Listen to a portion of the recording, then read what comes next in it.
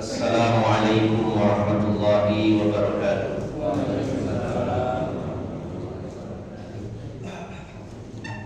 Innal hamdalillah nahmaduhu wa nasta'inuhu wa nastaghfiruh wa na'udzu billahi min shururi anfusina wa min sayyiati a'malina. May yahdihillahu fala mudilla lahu wa may yudlil fala hadiya lahu. Wa asyhadu an la ilaha illallah wahdahu la syarika lahu wa asyhadu anna Muhammadan 'abduhu wa rasuluhu la nabiyya ba'dahu. Allahumma shalli wa sallim wa barik ala nabiyyina Muhammadin wa ala alihi wa sahbihi ajma'in. Ya ayyuhalladzina amanu taqullaha haqqa tuqatih wa la tamutunna illa wa antum muslimun. Ya ayyuhan nasu taqu rabbakum alladzi khalaqakum min nafsin wahidah wa khalaqa minha zawjaha wa batha minhuma rijalan katsiran wa nisaa'a wattaqullaha alladzi tasaaluna bihi wal arham innallaha kana 'alaikum raqiba.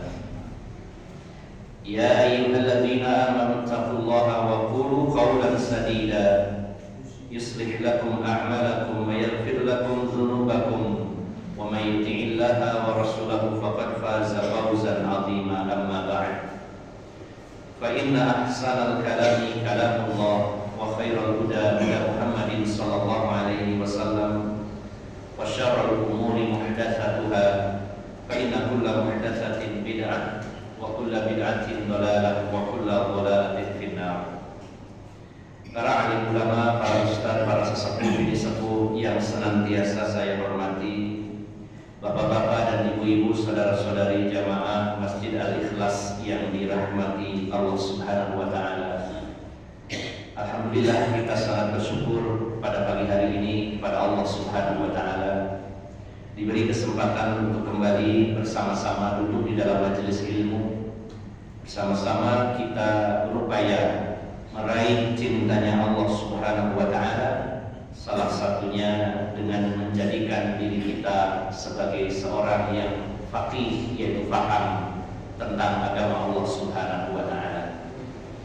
Karena Rasulullah menyatakan, idza aradallahu bi 'abdin khairan yufaqihu fid din. Jika Allah menginginkan kebaikan bagi seorang hamba, maka Allah jadikan dia paham dalam perkara agama. Bapak Ibu yang dimuliakan Allah Subhanahu wa taala, semua ilmu agama yang kita pelajari, mari kita upayakan untuk kita amalkan.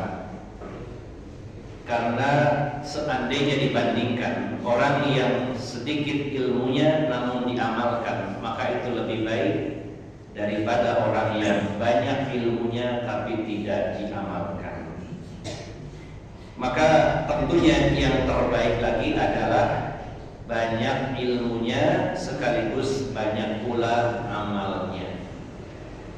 Terutama bagi kita yang sudah memasuki usia 40 tahun ke atas, maka mari kita senantiasa berusaha dan berupaya untuk menambah amal-amal soleh kita, baik itu kualitasnya maupun kuantitasnya, termasuk variasi-variasi amal itu.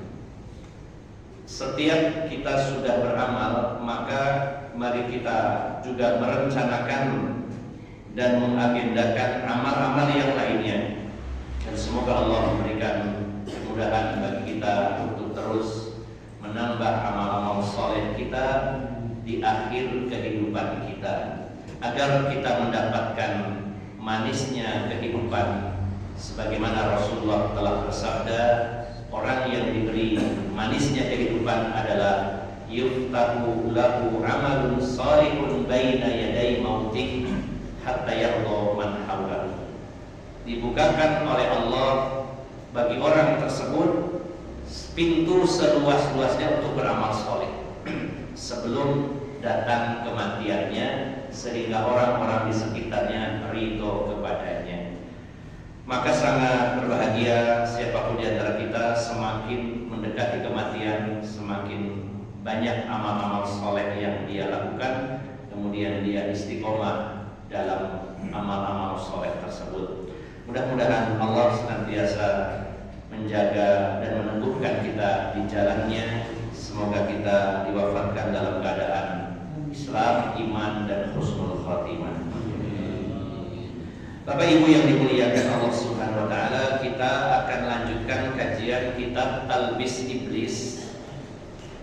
Masih dalam bab yang sama, yaitu bab perintah agar kita hati-hati, waspada dari fitnah-fitnah iblis dan tipu dayanya. Ada 2 poin dalam bab ini yang akan kita bahas pada pagi hari ini. Yang pertama, zikru al-i'lami bi anna ma'a kulli insan. Ini sudah ya. Bayanun anna syaitana yajri min ibni Adam majradam.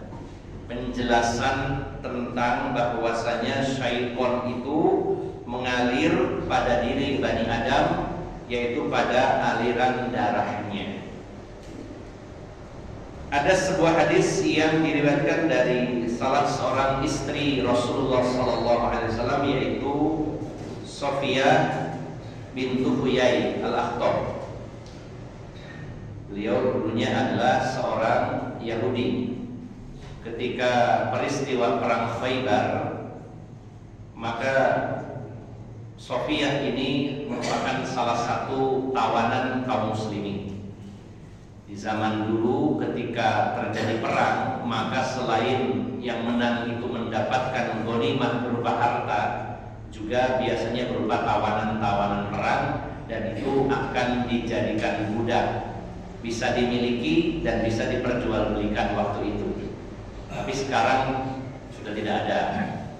Nah, sebagian ulama ada yang berpendapat bahwa nantinya di akhir zaman akan ada lagi perbudakan. Ini hanya sebuah pendapat yang bisa benar dan bisa salah, karena berdasarkan hadis-hadis Nabi SAW tentang tanda kiamat, yaitu adanya orang-orang yang menjadi tuan bagi ibunya sendiri.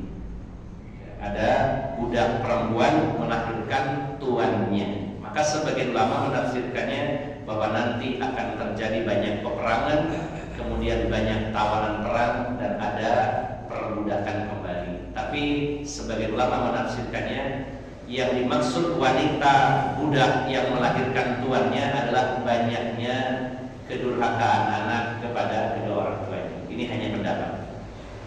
Namun di masa lampau perbudakan berlaku ketika ada tawanan perang, maka itu bagian dari ghanimah yang akan dibagi-bagi bagi kaum muslimin. Dalam peristiwa perang Khaybar, kaum muslimin mendapatkan ghanimah yang sangat banyak.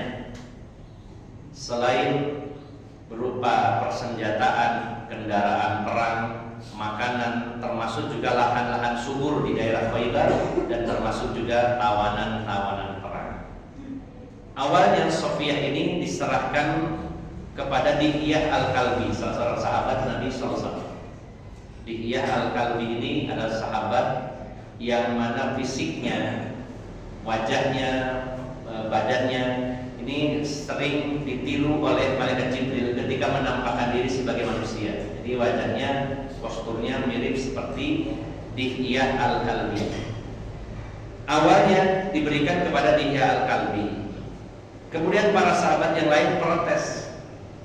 Alangkah baiknya kalau Sofiyah bintu Huyai ini diserahkan kepada Rasulullah sebagai tawanan, sebagai budak.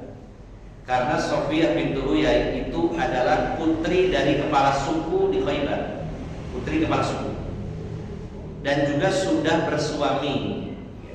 Namun suami dan juga ayahnya terbunuh dalam peristiwa perang Khaybar, sehingga Sofiyah ditawan. Maka akhirnya diserahkan kepada Rasulullah SAW, dan dia al-Kalbi diganti dengan budak yang lainnya. Maka saat itu Rasulullah menawarkan kepada Sofiyah bintu Huyai. Beliau memberikan 2 pilihan. Wahai Sofiyah, kamu pilih di antara satu. Kamu tetap menjadi seorang Yahudi dan saya jadikan budak, atau kamu masuk Islam dan saya nikahi. Maka Sofia memilih pilihan yang kedua, masuk Islam dan dinikahi Rasulullah Sallallahu Alaihi Wasallam. Apakah tidak ada dendam karena suaminya terbunuh, ayahnya terbunuh? Maka Rasulullah itu waktu itu menikahi Sofia itu di perjalanan pulang. Awalnya ketika dinikah Rasulullah tidak mau disentuh, tidak mau didekati. Dan Rasulullah sempat curiga, kenapa tidak mau disentuh, orang sudah jadi istrinya Rasulullah. Dan sampai ada seorang sahabat itu menjaga tenda Rasulullah 24 jam, bahkan malam hari tidak tidur. Di dalamnya ada Rasulullah, ada Sofia yang baru saja menikah. Maka sahabat Nabi ini ditegur Rasulullah, kenapa kamu ini semalaman kok ngitor di tenda saya terus? Kan saya pengantin baru.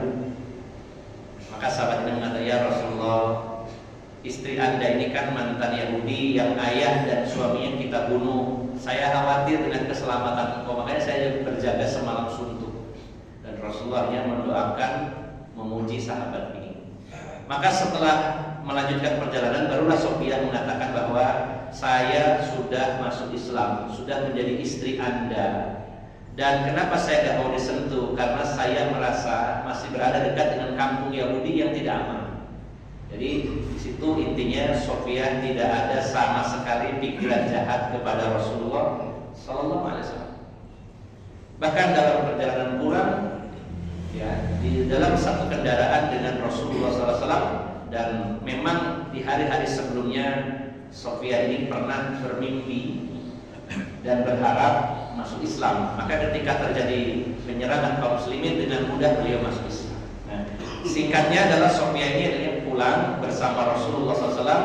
Jadi Rasulullah berangkat tanpa istri dan pulang membawa istri yang baru. Ya. Apakah perlu ditiru? Ya, kalau berani. Kalau tidak berani jangan main-main. Ya. Rasulullah membawa istri baru, kalau panjenengan bisa perang dunia ketiga. Udah dewean mulai cuma rame. Perlu dipertimbangkan yang matang. Kalau memang ragu-ragu tidak berani, jangan coba-coba. Jadi bapak-bapak meniru Rasulullah, maka ada perkara-perkara yang mampu kita lakukan, ada yang memang tidak mampu. Baik, hadis ini diriwayatkan dari Sofiyah bintu Huyai, salah seorang istri Rasulullah SAW. Beliau berkata, "Kana Rasulullah SAW mu'takifan, fa'ataituhu azuruhu lailan, fahaddathtuhu thumma qumtu li'anqilaba faqama ma'i liyaqlibani wa kana maskanuha fi dari Usama bin Zaid famarra rajulani minal ansar falamma ra'aya Rasulullah sallallahu alaihi wasallam asra'a." Pernah suatu ketika Rasulullah itu sedang iktikaf di dalam masjid, berdiam diri di masjid dalam waktu tertentu dalam rangka ibadah. Lalu Sofia, karena beliau adalah istri Rasulullah SAW, maka mengunjungi Rasulullah ketika iktikaf, mendatangi masjid, bertemu dengan suaminya yaitu Rasulullah SAW, ngobrol sebentar. Kemudian setelah selesai, ketika akan pulang itu diantar oleh Rasulullah SAW. Karena malam hari khawatir, maka Rasulullah mengantar pulang, yaitu ke kampungnya, yaitu kampung sama dengan kampungnya Usama bin Zaid. Ketika Rasulullah berjalan mengantar istrinya yaitu Sofia, tiba-tiba berpapasan dari kejauhan, belum sempat berpapasan agak jauh, ada dua orang sahabat melihat Rasulullah. Ya. Tanpa bicara, dua sahabat ini mempercepat langkah kakinya. Maka Rasulullah feeling, ini orang dua ini kayaknya curiga sama saya. Itu feelingnya Rasulullah, terlihat dari gerak-geriknya, dari jalannya. Rasulullah merasa, wah ini kayaknya dua sahabat ini curiga karena saya malam-malam berjalan sama seorang perempuan. Berarti waktu itu para sahabat tidak melihat siapa wanita yang bersama Rasulullah. Bisa jadi karena memang berniqab, bercadar, atau kan juga sekaligus malam hari yang tidak kelihatan. Ya, zaman dulu kan belum ada listrik di jalan Pak ya, terbatas. Maka ketika Rasulullah berpapasan dengan dua sahabat dan kelihatan dua-duanya melihat Rasulullah dengan pandangan yang curiga, maka Rasulullah SAW memanggilnya. Beliau bersabda, "Ala rizqikuma innaha Safiyyah bintu Huyai." Kalau bahasa kita, mas mau kemana sana kok bubuai? Itu bahasanya itu. Ala rizqika, ala rizqikuma. Baik sahabat, mau kemana kok? Tergesa-gesa bubu sekali. Saya beritahu ya, ini yang bersama saya itu Safiyyah bintu Huyai, istri saya. Maka para dua sahabat itu mengatakan, "Subhanallah ya Rasulullah, Maha suci Allah wahai Rasulullah." Maksudnya itu bahasa kita, ya Allah ya Rasul, ya wahai Rasulullah, maaf ya kami ya menyangka, walaupun tidak menyebutkan, kami sempat ada rasa curiga karena malam-malam Rasulullah berdua dengan perempuan. Makanya jangan cepat-cepat menyimpulkan dan berburuk sangka, apalagi kita tidak kenal. Dengan papasan dengan salah satu bapak di sini,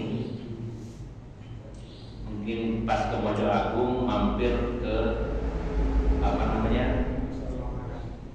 rumah makan Rawon Rosobo misalkan. Nah, ternyata di sana ketemu ada salah satu jamaah Al-Ikhlas berduaan sama perempuan. Panjenengan tidak kenal.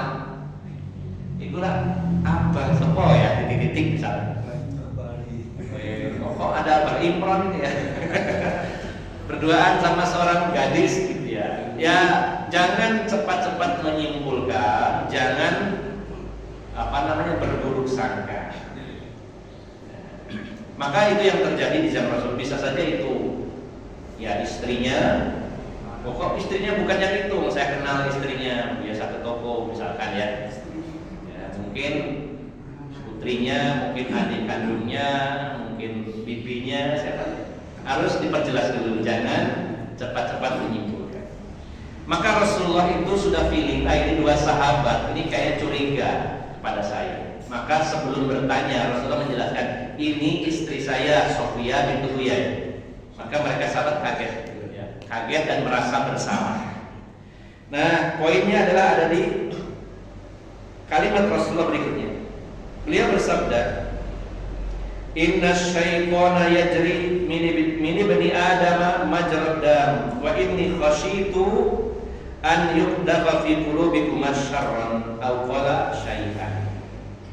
Rasulullah bersabda, sesungguhnya syaitan itu berjalan pada diri Bani Adam pada aliran darahnya, dan saya khawatir kalian telah menuduh atau ada sesuatu dalam hati kalian yaitu keburukan. Maksudnya Rasulullah itu, saya khawatir kalian itu berburuk sangka kepada saya. Makanya saya jelaskan dulu bahwa wanita ini adalah istri saya, bukan orang lain. Nah, ini ada penjelasan bahwa di dalam hadis ini, sebagaimana dikatakan oleh Al-Khattabi, qala Al-Khattabi, wa fi hadzal hadits min al-ilmi istihbabi an yahdira al-insanu min kulli amrin min al-makruh mimma tajri bihi al-dunun wa yakhturu bil qulub wa an yatliba as-salamata minan nas bi idhari al-bara'ata min ar-rayn. Dalam hadis ini ada ilmu, maksudnya ada pelajaran bahwasanya hendaknya manusia itu hati-hati dalam setiap perkara yang dibenci. Di antaranya adalah ketika seseorang itu menduga, maksudnya menyangka dengan persangkaan yang buruk atau istilahnya suudzon. Harus hati-hati dengan hati. Jadi jangan tergesa-gesa dalam memvonis, menuduh dengan cara berburuk sangka. Dan Bapak Ibu jamaah sekalian yang dimuliakan Allah Subhanahu wa taala, berburuk sangka adalah awal dari tajassus. Tajassus itu memata-matai. Dan setelah itu biasanya berlanjut dengan ghibah. Maka Allah sebutkan 3 dosa secara berurutan, yaitu suudzon, kemudian tajassus, kemudian ghibah. Jika Allah menyatakan inna ba'dadh-dhanni ismun fala tajassasu wa la yaghtab ba'dukum ba'dha. Jauhi oleh kalian sebagian dari persangkaan. Artinya persangkaan itu ada yang baik, ada yang jelek. Makanya disebut sebagian. Sebagian dari persangkaan itu adalah husnuzon, berbaik sangka, maka sebagiannya adalah suudzon. Orang kalau sudah buruk sangka, namanya juga menyangka, belum yakin. Ya, belum yakin sebenarnya. Tapi dia memilih di antara menyangka baik dan menyangka buruk, tapi belum pasti. Namanya persangkaan. Antara orang ini benar apa salah, baik apa buruk, tapi dia memilih menyangka buruk. Nah, untuk menguatkan persangkaan buruknya, maka dia melakukan tajassus.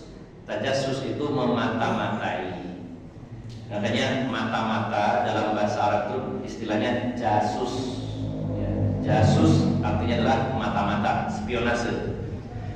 Karena sudah didahului berburuk sangka, untuk menguatkan dan membenarkan sangkaannya, maka orang akan memata-matai, benar enggak dugaan saya. Dan ketika itu ternyata memang benar, maka langkah berikutnya adalah menggibahnya. Maka dosa ini disebutkan dalam satu kesatuan dalam Al-Quran. Maka ini Rasulullah ingatkan kepada 2 sahabat tadi. Ini Sofiyah bintu Uyai. Sesungguhnya setan itu mengalir pada darah Bani Adam, dan saya khawatir kalian telah menyangka buruk terhadap saya dan Sofiyah ini. Nah, catatannya Bapak Ibu jamaah sekalian yang dimuliakan Allah Subhanahu wa taala, maka syaitan itu mengalir pada darah Bani Adam, mengalir bersama aliran darah Bani Adam dan menyelinap ke dalam hati manusia. Sehingga ini yang dibahas adalah syaitan yang dari kalangan jin, ya. Karena kalau dari kalangan manusia, setan dari kalangan manusia ya tidak bisa menyatu dengan darah kita. Tapi syaitan dari kalangan jin. Sehingga apa kaitannya dengan suudzon? Maka suudzon adalah perbuatan dosa, dan itu biasanya termasuk melibatkan syaitan dalam menggoda manusia untuk berbuat dosa. Kita lanjutkan Bapak Ibu jamaah sekalian. Subbab yang terakhir dalam bab ini adalah zikru at-ta'awudzi minasyaitonir rajim. Pembahasan tentang ta'awudz dari setan yang terkutuk. Ta'awudz artinya meminta perlindungan. Bisa dikenal dengan istilah at-ta'awudz atau al-isti'anah. Al-isti'adzah. Jadi Bapak Ibu jamaah sekalian, doa itu maknanya umum ya, cakupannya luas. Maka di antara pembagian doa itu ada yang namanya yang pertama isti'anah, minta pertolongan. Isti'anah adalah minta pertolongan. Iyyaka na'budu wa iyyaka nasta'in. Maka kalau kita berdoa yang isinya minta pertolongan, itu secara spesifik disebut sedang melakukan isti'anah, minta pertolongan. Sedangkan yang kedua ada yang namanya al-isti'adzah. Isti'adzah adalah minta perlindungan. Minta perlindungan. Kemudian ada jenis doa yang lainnya yaitu istighosah. Istighosah adalah minta dihilangkan bala dan musibah. Sama-sama doanya, tapi ini lebih spesifik. Maka istighosah adalah ketika ada musibah, ada bala, dan kita meminta tolong kepada Allah untuk menghilangkannya, maka itu disebut istighosah. Namun yang populer di masyarakat kita, ya, istighosah nggak ada. Ayo kita adakan acara isti'anah. Sebenarnya anak-anak sekolah sekolah mau ujian itu diadakan acaranya isti'anah, minta tolong supaya apa? Supaya mudah saat ujian. Tapi yang ada adalah istighosah. Di sekolah-sekolah istighosah karena akan menghadapi ujian akhir, sehingga ujian akhir itu adalah dianggap musibah. Kalau memang musibah bisa disampaikan ke pemerintah, jangan diadakan ujian karena itu bala, musibah. Ya, hanya salah penerapan saja, sehingga semua dipukul rata. Bahkan secara khusus istighosahnya itu juga ada pakemnya, ada pakemnya. Saya pernah dulu ikut dalam kegiatan ini. Ternyata istighosahnya itu memang ada pakemnya, ada aturannya, bacaannya apa saja, berapa kali, semuanya ada pakem, tidak asal baca. Baik, kita akan membahas tentang ta'awudz, yaitu minta perlindungan kepada Allah Subhanahu wa taala. Bapak Ibu jamaah sekalian yang dimuliakan Allah Subhanahu wa taala. Kalau syaitan dari kalangan manusia, maka wujudnya ada dan kelihatan. Memang manuvernya banyak, ya, setan dari kalangan manusia itu manuvernya banyak. Beberapa hari yang lalu saya bahas di Masjid Babu Salam, ya, tidak perlu saya bahas kembali tentang setan-setan berwujud manusia. Dan ternyata setan-setan dari kalangan manusia itu sangat bahaya karena mereka punya kemampuan sebagai eksekutor langsung. Setan dari kalangan jin sejahat apapun dia tidak bisa sejahat Firaun. Hanya bisanya apa? Menggoda saja, menggoda, merayu, tapi tidak kelihatan masalahnya. Sedangkan setan dari kalangan manusia, semua manusia yang kafir, yang jahat, yang fasik itu adalah setan dari kalangan manusia. Maka tingkat bahayanya sangat besar. Namun sisi kelemahannya, setan dari kalangan manusia itu terdeteksi, terlihat ada wujudnya. Sedangkan syaitan dari kalangan jin, mereka tidak terlihat. Kita tidak bisa melihat mereka, sedangkan mereka bisa melihat kita. Nah, ini satu poin bagi mereka. Maka senjata yang paling ampuh melawan syaitan yang tidak terlihat, tidak ada lagi kecuali kita meminta tolong, meminta perlindungan kepada penciptanya, yaitu Allah Subhanahu wa ta'ala.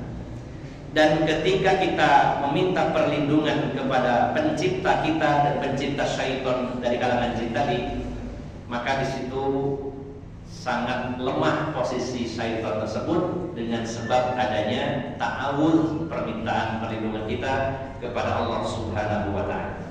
Ada beberapa hadis yang akan kita bahas. Yang pertama, Ibu jamaah sekalian, kita bahas dari ayat dulu gitu. Qala asy-syaikhu Abdul Faraj rahimahullah. Berkata Syekh Abdul Faraj, itu penulis kitab ini alias Imam Ibnul Jauzi. Beliau berkata, qad amara Allah taala bit-ta'awudzi minasyaitonir rajim inda tilawah. Sungguh Allah Subhanahu wa taala memerintahkan kita semuanya untuk membaca ta'awudz dari syaitan yang terkutuk ketika kita membaca Al-Qur'an. Sunnahnya itu sebelum membaca Quran atau pas baca Quran atau setelahnya biasanya.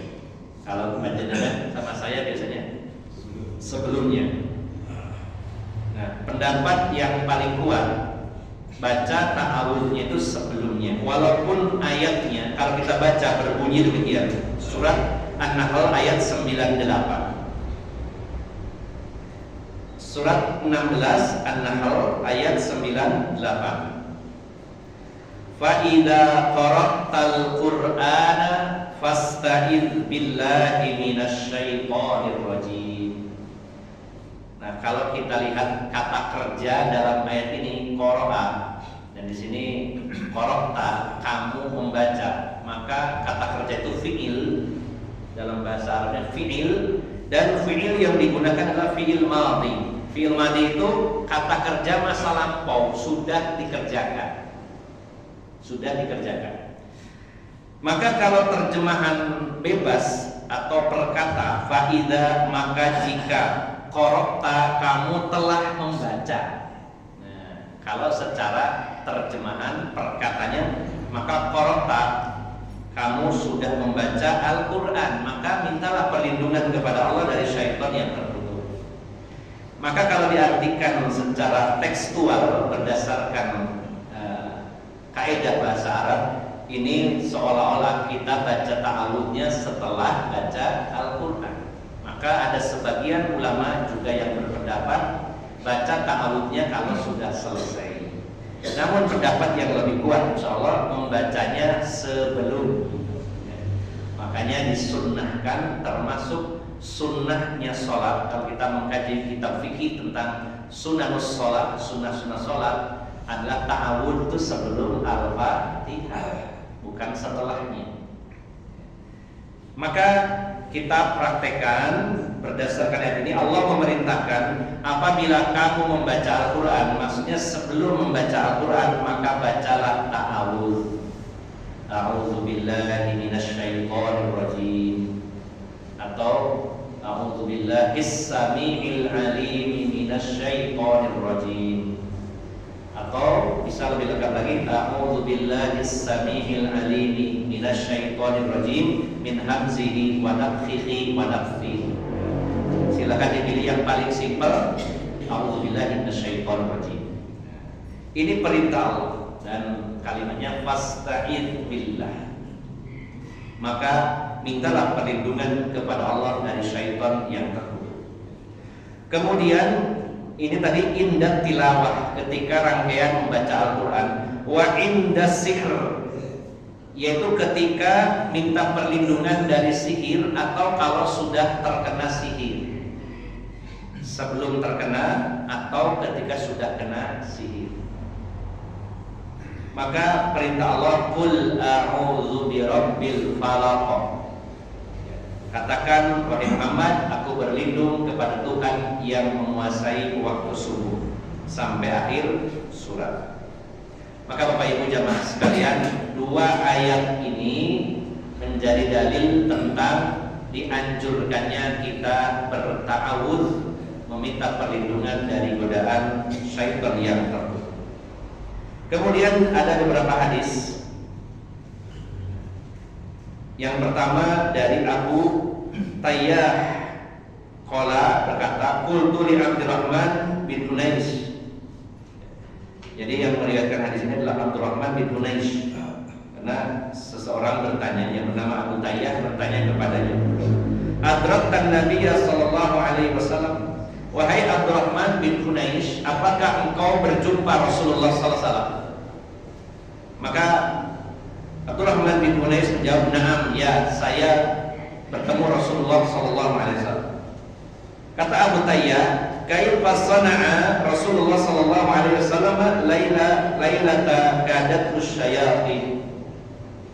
Kalau kamu pernah bertemu dengan Rasulullah, lalu apa yang dilakukan Rasulullah ketika di suatu malam beliau diserang oleh syaitan? Maka Abdurrahman bin Hunais berkata, innas syayatina tahaddarat tilkal lailah ala Rasulillah sallallahu alaihi wasallam minal adwiyati wasyi'ar wa fihim syaitanun biyadihi syu'latu narin yuridu an yahriqa biha wajha Rasulillah sallallahu alaihi wasallam. Fahabata ilaihi Jibril faqala ya Muhammad qul. Qala ma aqulu, qala qul a'udzu bikalimatillahi tammati min syarri ma khalaq wa dar'a wa min syarri ma yanzilu minas sama wa min syarri ma ya'ruju fiha wa min syarri fitanil laili wan nahari wa min syarri kulli tariqin illa tariqan yatruku bi khairin ya Rahman. Qala fatafiat naruhum wa hazamahumullahu ta'ala. Jadi ini ada kisah menarik.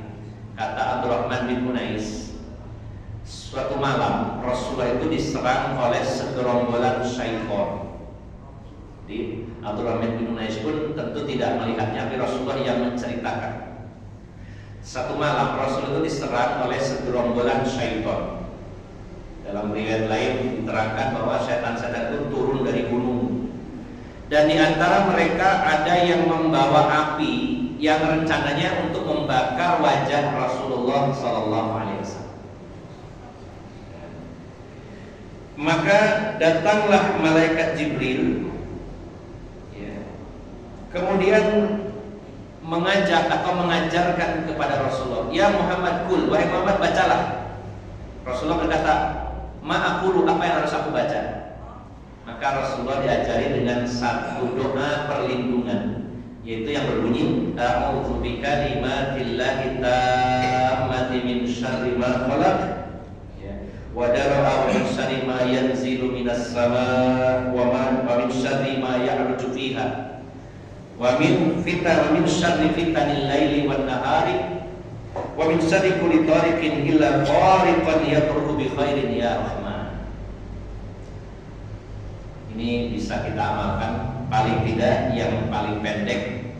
Salah satu doa minta perlindungan dari syaitan itu adalah a'udzu bikalimatillahi tammati min syarri ma khalaq. Aku berlindung dengan kalimat-kalimat Allah yang sempurna dari kejahatan makhluknya, baik itu yang turun dari langit atau yang naik menuju langit, dan juga dari kejahatan, yaitu fitnah malam dan siang, dan dari keburukan setiap jalan kecuali jalan yang menuju kebaikan. Wahai Rahman, ya Allah, maksudnya itu, wahai ya Rahman, wahai Allah yang Maha Pengasih. Jadi Bapak Ibu jamaah sekalian, ketika Rasulullah membaca itu, maka api yang dibawa oleh syaitan itu padam. Kemudian Allah membinasakan mereka dengan sebab bacaan tersebut. Jadi Bapak Ibu jamaah sekalian, senjata paling ampuh melawan syaitan, apakah itu bisikannya, godaannya, maupun serangannya langsung dengan sihir, maka sebenarnya ringan, bahkan tidak mengeluarkan tenaga yang ekstra, hanya membaca. Hanya saja membacanya perlu adanya tadabbur, meresapi isi yang dibaca, kandungan yang dibaca. Jadi kalau dibilang gampang, tapi kalau tidak paham yang dibaca, tidak mantap, ragu-ragu, jadi berat. Jadi melawan setan, melawan sihir, termasuk sihir di sini berhadapan dengan orang yang punya sihir, bisa sihir kanuragan, ya, punya kesaktian, itu sangat lemah sekali. Hanya dengan bacaan Al-Quran atau dengan ta'awudz, dengan beberapa pilihan, bisa a'udzubillahi minasyaitonir rajim, bisa a'udzu bikalimatillahi tammati min syarri ma khalaq, maka itu sebenarnya sangat lemah, ya, sebagaimana yang terjadi dan menimpa Rasulullah, akan diserang oleh segerombolan syaitan, dibacakan doa tadi, maka langsung apinya padam dan mereka dibinasakan oleh Allah Subhanahu wa ta'ala. Jadi Bapak Ibu jamaah sekalian, kita upayakan untuk menghafal doa-doa perlindungan dari godaan syaitan, baik itu berupa bisikannya, godaannya, maupun berupa serangan berupa sihir. Baik kita baca saat terkena sihir, tapi alangkah lebih baiknya pencegahan, yaitu sebelum terkena sihir. Termasuk bacaan tersebut disunnahkan oleh Rasulullah SAW saat kita memasuki sebuah tempat, terutama tempat yang dikenal angker, maka yang dianjurkan adalah membaca a'udzu bikalimatillahi tammati min syarri ma khalaq. Bahkan dulu para sahabat, para tabi'in, para ulama membaca doa ini diniatkannya bukan hanya perlindungan dari syaitan saja, bukan dari jin saja, tapi dari seluruh makhluk yang jahat.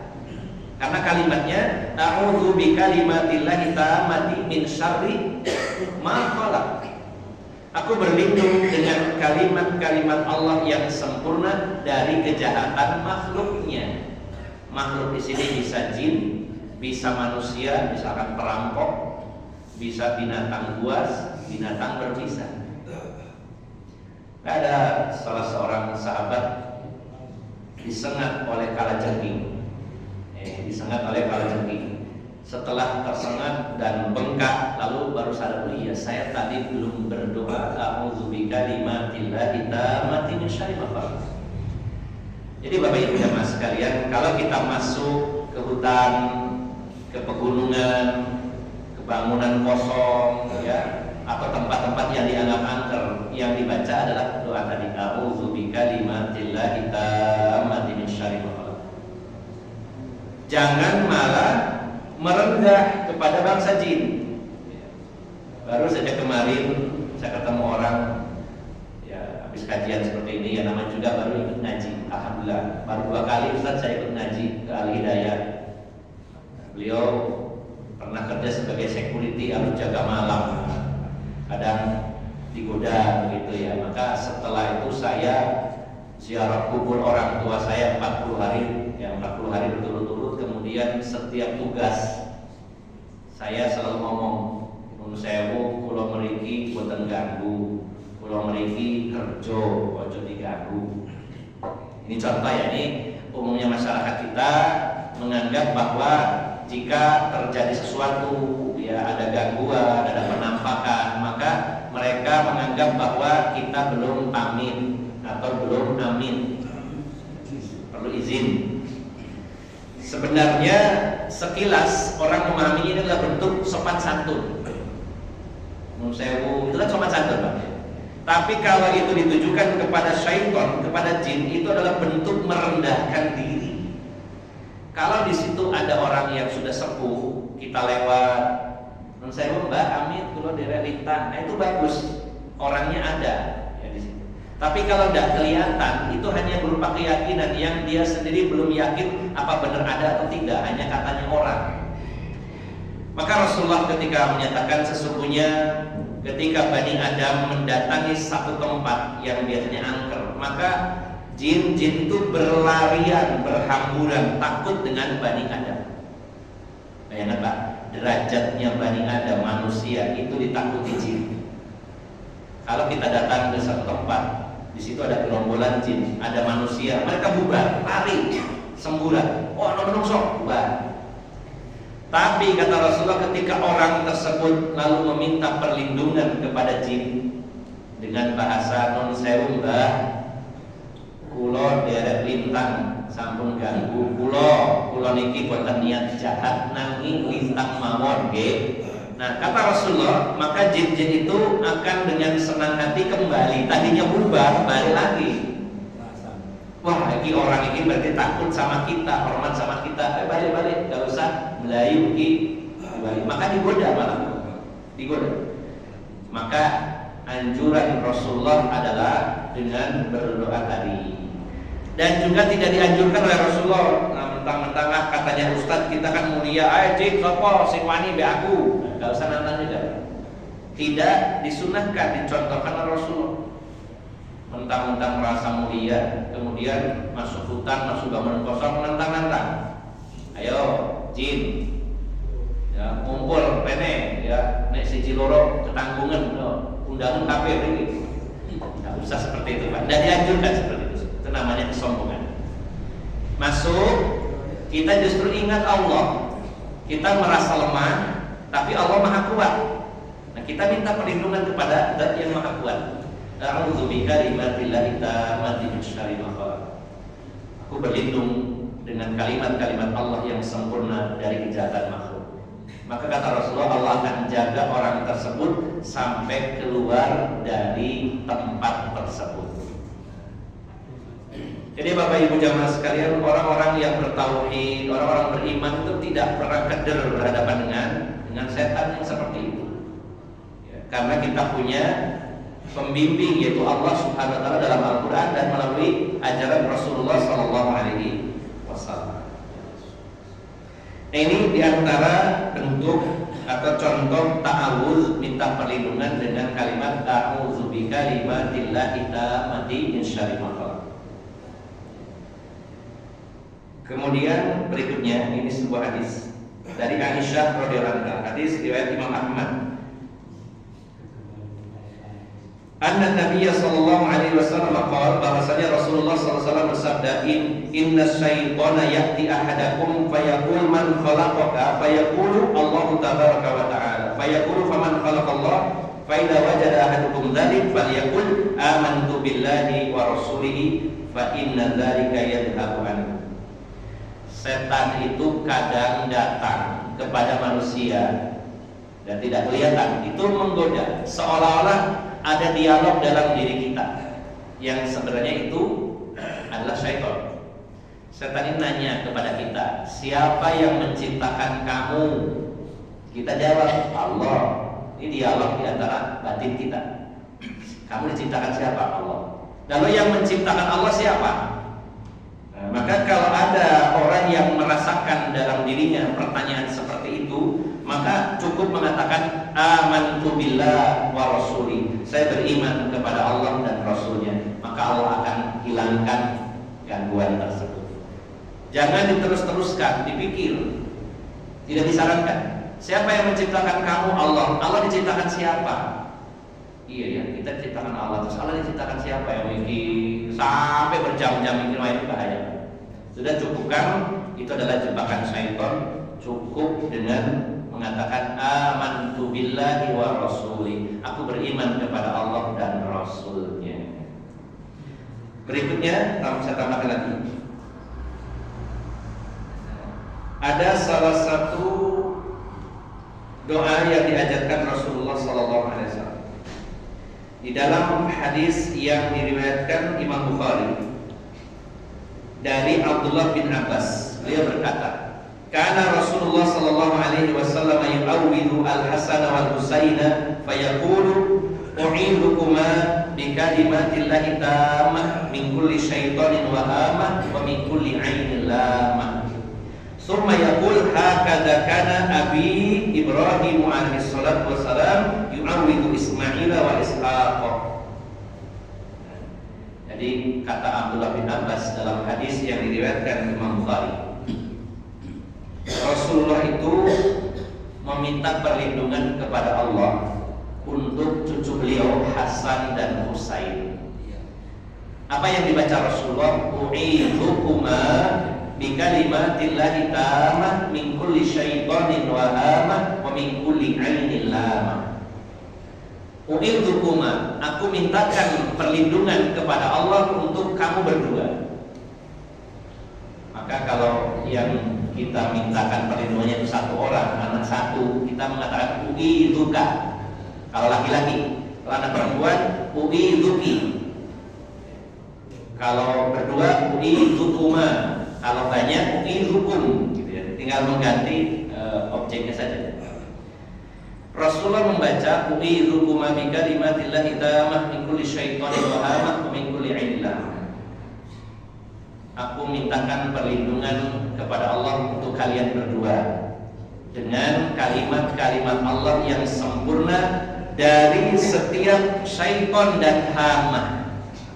Hamah ini secara bahasa artinya ruh-ruh jahat atau jiwa-jiwa yang jahat. Dan dari kejahatan mata, ya, dari pandangan mata. Bapak Ibu jamaah sekalian, ada salah satu penyakit yang bernama ain.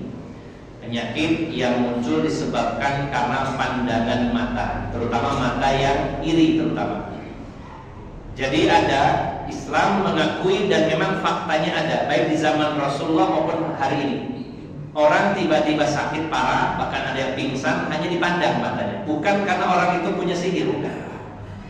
Bukan karena pandangan matanya itu mengandung energi tertentu yang dia pelajari, tidak. Spontan Allah jadikan itu sebab.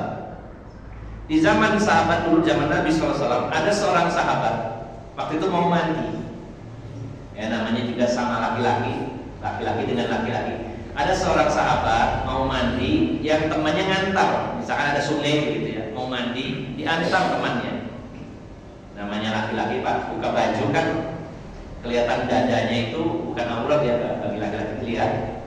Nah, sahabat ini buka baju, yang memandang sahabat yang ngantar tadi memandang, tuh kulitnya bagus ya, bagus sekali. Cuma dilihat kulitnya bagus. Apalagi kalau ada rasa iri, ya, melihatnya dengan rasa iri. Maka tiba-tiba sahabat yang sedang membuka baju tadi dan dilihat oleh sahabat tadi tiba-tiba pingsan. Wah, bubuh yang mengantarnya melaporkannya kepada Rasulullah SAW. Digotonglah sahabat ini dibawa kepada Rasulullah SAW. Rasulullah bertanya, ini diapain kok sampai pingsan begini? Terus sahabat ini mengatakan, ya Rasulullah, saya mengantarnya mandi. Ketika dia buka baju, saya melihat kulitnya, saya terkagum-kagum, terpesona dengan kulitnya. Tiba-tiba dia pingsan. Maka Rasulullah mengatakan, apakah kamu mau membunuhnya? Sekarang kamu berwudu, yang memandang tadi berwudu, kemudian air wudunya ditampung oleh Rasulullah, dibuat mandi orang yang pingsan tadi, sambil dibacakan doa-doa ruqyah. Baru siuman. Jadi ada memang fakta orang sakit karena pandangan mata. Maka kalau kita memandang seseorang kemudian merasa kagum, tambahkan kalimat Masya Allah, dengan kok gantengnya, Masya Allah sampai kok gagah. Tambahkan seperti itu, mudah-mudahan tidak jadi aib bagi saudaranya. Dan bagi kita juga jangan terbiasa memposting baik foto kita, istri, apalagi termasuk anak-anak, apalagi anaknya lucu, ganteng, dipandang banyak orang, khawatir ada di antara salah satunya yang pandangannya adalah pandangan ain, sehingga menjadi sakit tanpa sebab yang jelas. Makanya jangan mengumbar foto-foto kita di sosial media terutama. Bahkan itu bisa menimpa bukan hanya manusia, binatang, bahkan kendaraan sampai kok wapi, ya, itu banyak kasus kendaraan mogok dan sebabnya tidak jelas. Salah satu gangguan juga bisa jadi. Tidak semuanya, tapi kadang terjadi. Nah, jadi Bapak Ibu jamaah sekalian, Rasulullah mendoakan kedua cucunya dengan kalimat tadi, u'idzukumaa bikalimatillahi tammah min kulli syaitonin wa hamah wa min kulli ainin lamah. Berlindung dari pandangan mata yang jahat. Bapak Ibu jamaah sekalian yang dimuliakan Allah Subhanahu wa taala, kesimpulan akhir. Ini penulis membawakan beberapa riwayat, namun saya persingkat karena waktunya sudah terbatas. Maka godaan syaitan, gangguan setan itu diibaratkan ketika kita melewati satu peternakan kambing, ada orang beternak kambing, maka di situ ada anjing yang menjaga gembalaan. Kan dibolehkan punya anjing untuk berburu, untuk menjaga ladang, untuk menjaga hewan ternak boleh. Maka ketika kita melintas daerah yang di situ ada anjingnya, karena anjing itu menjaga gembalaannya, maka setiap orang asing yang lewat oleh anjing dideteksi sebagai pencuri, pasti akan menggonggong. Setiap orang yang dia tidak kenal, dia disetting untuk menggonggong sebagai tanda bahwa ini orang mau maling kambing gitu, padahal tidak, namanya juga anjing. Nah, maka kalau ada anjing menggonggong karena dia menjaga gembalaan, lalu kita usir, tapi tetap saja menggonggong, diusir tetap digurah misalnya, tidak mau pergi, maka cara yang termudah bukan dengan cara mengusirnya, tapi panggil yang punya. Pak, tolong Pak, anjing panjenengan Pak. Nah, kalau sama tuannya, masuk. Maksudnya begini, kalau kita digoda oleh syaitan, kita usir, bisa jadi dia diam, atau pergi sebentar balik lagi, diusir sebentar balik lagi. Maka yang terbaik adalah minta tolong kepada tuannya, yaitu Allah Subhanahu wa taala. Ya Allah, si setan bolak-balik datang goda saya, lindungilah saya. Kita minta saja sama yang menciptakan dan mengendalikan syaitan, yaitu Allah Subhanahu wa taala. Maka senjata terampuh melawan godaan syaitan, apakah bisikannya maupun berupa sihir, adalah dengan meminta perlindungan kepada pencipta syaitan tersebut, yaitu Allah Subhanahu wa taala, dengan doa-doa perlindungan yang sudah disebutkan dalam beberapa hadis tersebut, minimal dengan ta'awudz, a'udzubillahi minasyaitonir rajim, dan bisa ditambahkan dengan doa-doa perlindungan yang lainnya. Mari kita hafalkan doa-doa tersebut dan kita sering baca. Mudah-mudahan kita terlindungi, terjaga dari serangan syaitan, baik berupa tipuan untuk menyesatkan kita maupun berupa sihir. Demikian Bapak Ibu jamaah sekalian, semoga bermanfaat. Mohon maaf atas segala kekurangan. Aku qouli hadza wa astaghfirullah li wa lakum wa akhiru da'wana alhamdulillahirabbil alamin. Subhanakallahumma wa bihamdika asyhadu an la ilaha illa anta astaghfiruka wa atubu ilaik. Wassalamualaikum warahmatullahi wabarakatuh.